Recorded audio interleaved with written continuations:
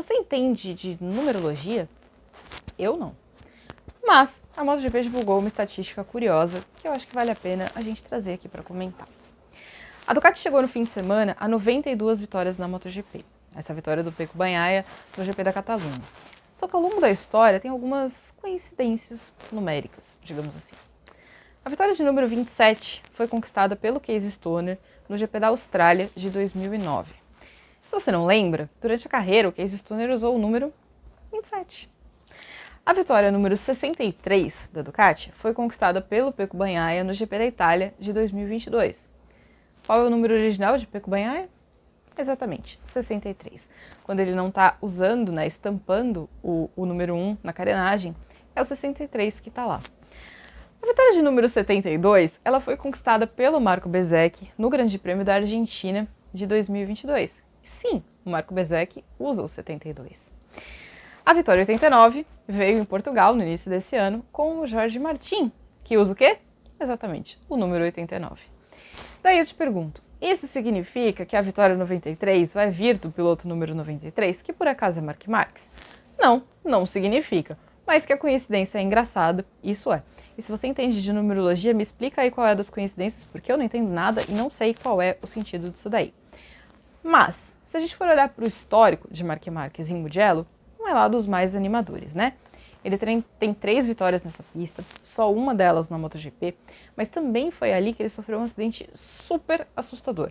Levou um tombo na freada da primeira curva, quase deu com a cara na parede, passou um tempão com o queixo mega inchado, parecia até outra pessoa. Então, o histórico não é exatamente dos mais favoráveis. Mas ele disse no fim de semana que Barcelona também não é, e as coisas acabaram até que dando certo para ele. Mas a Ducati tem um bom histórico por lá.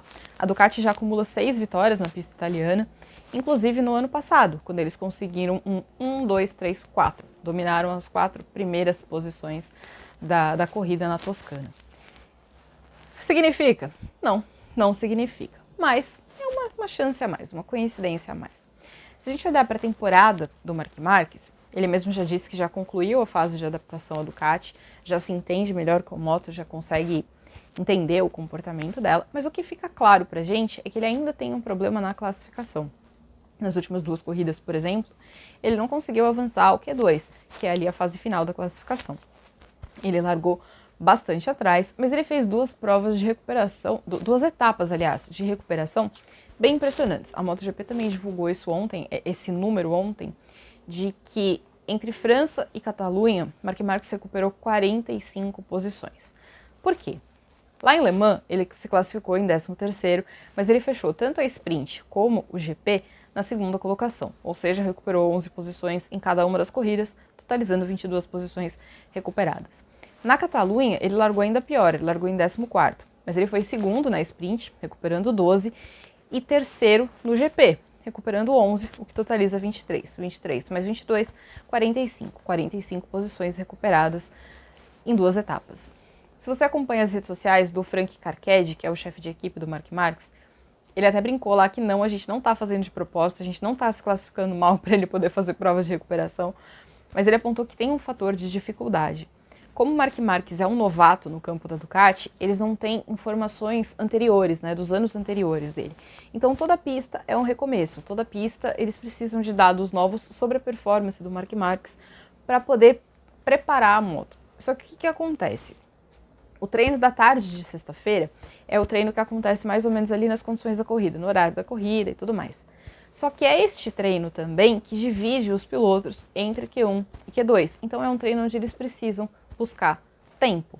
E na visão do Carchedi, falta um pouco de tempo hábil para eles poderem trabalhar em tudo que eles precisam trabalhar. Porque eles precisam pensar em volta rápida, mas também precisam pensar em corrida. Então eles ainda não estão conseguindo acertar a mão nesse sentido, em conseguir se preparar bem, em estar pronto para poder fazer a classificação da melhor forma possível. Marc Marques reconheceu que esse é um ponto fraco, que esse é um ponto que ele precisa melhorar, mas ele também disse que está bastante satisfeito com o desempenho dele até aqui, que se no início do ano tivessem dito para ele que ele seria o 3º colocado na classificação, ele teria assinado na hora. Ele está ali atrás, do Pecco, do Martin e do Pecco, muito pertinho da pontuação do Pecco. No sábado, inclusive, depois da sprint, ele chegou a ser o vice-líder do campeonato, perdeu essa posição com a vitória do Pecco. Mas é um desempenho bastante... Eu acho que no caso do Marc Marquez é um desempenho a ser comemorado. Por quê? Porque durante muito tempo ele teve a dúvida, né, se ele voltaria a ser um piloto competitivo ou não. Marc Marquez passou por 4 anos, basicamente, de inferno. Ele teve o problema da fratura no braço, depois passou por 4 cirurgias, e aí depois, quando ele estava fisicamente ok, a moto não estava. Então tem um processo ali muito difícil, né? Ele viveu momentos difíceis e estava tentando efetivamente entender se voltaria ou não a ser aquele piloto que a gente sabe que ele já foi. Aquele piloto que a gente sabe que ele é também. E aí, ele tem se mostrado satisfeito com isso, mas ele reconheceu também, muitas pessoas estão o colocando na posição de um dos pilotos mais fortes da temporada, e aí ele colocou que Martin e Pecco têm alguma coisa a mais do que eles, e que se ele quiser enfrentar esses dois caras, ele vai efetivamente precisar melhorar na classificação. É uma lição de casa, e é uma coisa que acho que Marc Marquez é capaz de fazer. Agora, a disputa pela vaga na Ducati segue. E os italianos jogaram um balde d'água em todo mundo, porque eles tinham falado que a decisão seria até o GP da Itália, mas já avisaram que não vai ter anúncio em Mugello. Então a disputa persiste. A vaga, né, ao lado do Francesco Bagnaia, é disputada por Jorge Martin, Marc Marquez e Enea Bastianini. Como eu já falei no vídeo anterior, acho que Enea Bastianini é quem está na posição mais frágil, mas Jorge Martin e Marc Marquez têm uma briga boa ali, inclusive, né, pelas características diferentes das circunstâncias. O Jorge Martin absolutamente merece a vaga pela performance não só desse ano, como do ano passado também. E o Marc Marquez tem o peso do currículo e de toda a história dele na MotoGP. Então é uma briga que segue, cenas para os próximos capítulos.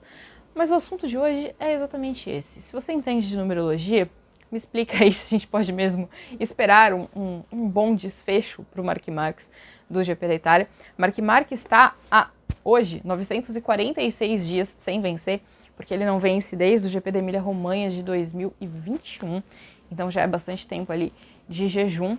Mas se a numerologia ajudar, a vitória 93 da Ducati pode vir das mãos do piloto 93. Você acredita nisso? Me conta aí e a gente se vê depois. Valeu!